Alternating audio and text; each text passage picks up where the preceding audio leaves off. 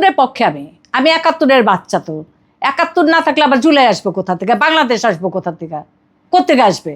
যদি 71 না হয় তাহলে কোথা থেকে বাংলাদেশ আসবে? তাহলে তো এটা পূর্ব পাকিস্তান থাকতো।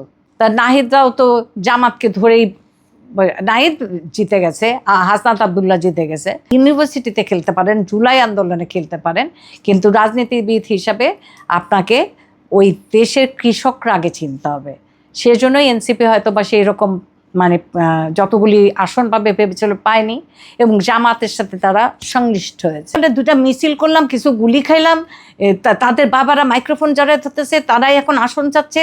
তো মানুষ তো আসলে রাজনীতি বোঝে, মানুষ আসলে বাংলাদেশের মানুষকে যতই বলেন অশিক্ষিত, তারা ভোট অধিকার বোঝে। গ্রামের মানুষরা ঈদের আগে ভোট দিতে যায় আগে। সুতরাং কে কত বেশি দেশের জন্য করেছে বা ক্ষতি করেছে, এবং কে গ্রামের প্রতি যত্নবান ছিল। রাজাকার গেছে, রাজাকারের তো এখন বুঝে শুনে, রাজাকার তো আজকে আসে নাই, এ রাজাকার তো অনেক আগের দিন থেকে আসতেছে।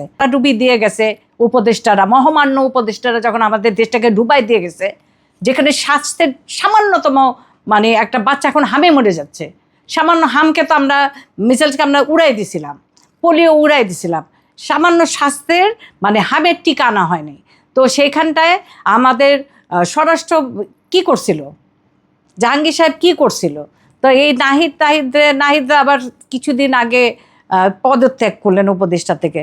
তো আমরা বলবো যে শিক্ষিত এই বাচ্চাদের, আমার মনে হয় এদের উচিত ছিল অন্যান্য পার্লামেন্টে যেটা হয়, পার্লামেন্ট সিনেটররা বসে, সবাই বসেন, এবং যারা স্টুডেন্ট লেভেলের তাদের জন্য আলাদা বেঞ্চ থাকে, সিট থাকে, তারা এখান থেকে জ্ঞান নেয়, অতিথি হিসাবে বসে। দুটা মিছিল করলাম, কিছু গুলি খাইলাম, তাদের বাবারা মাইক্রোফোন জড়ায় ধরতেছে, তারাই এখন আসন চাচ্ছে, তারাই রাজনীতিতে বিএনপির পক্ষে চলে যাচ্ছে, সবই মেনে নিলাম। কিন্তু পার্লামেন্টে বসার জন্য অনেক যোগ্যতা লাগে। আমি গিয়ে তো বসতে পারবো না, আমি তারা জিয়াকে বলতে পারবো না ভাই একটা সিট চাই, মানে আমার ভীষণ লাগবে। সেরকম নাহিদদের উচিত ছিল উপদেষ্টা হওয়ার আগে পার্লামেন্টটাকে সাজানো এবং অতিথি হিসাবে জ্ঞান নেওয়া। এই জ্ঞান নেওয়ার আগেই সবাই পথ চায়, এটাই হচ্ছে হাস্যকর। আমাদের দেশের এখন লোকজন খুব কম, রাজনীতিবিদ কম, সবাই যেমন মির্জা আব্বাসকে কি পাটোয়ারিজি কি ক্ষীণতমভাবে, হতে পারেন উনি খারাপ লোক, হতে পারেন উনি চোর, হতে পারেন উনি, আমার দেখা মতে তো উনি অনেকদিন দীর্ঘদিন রাজনীতির সাথে জড়িত। তাহলে তোমরা নতুনরা যারা আসবা, তোমরা আক্রোশ নিয়ে কথা বলো, সব করো, বেয়াদবি করতে পারো না।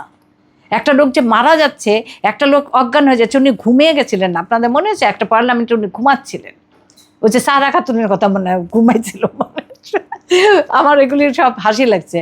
কিন্তু আমাদের যথাযথভাবে মুরব্বীদের সম্মান করতে হবে। তার আগেই যদি সিট পেয়ে যাও, খুব ভয়ঙ্কর না? এবং হাদির সিটের জায়গায় তোমরা চাও, কোথায় হাদি আর কোথায় তোমরা, আমি ভাবি তাই।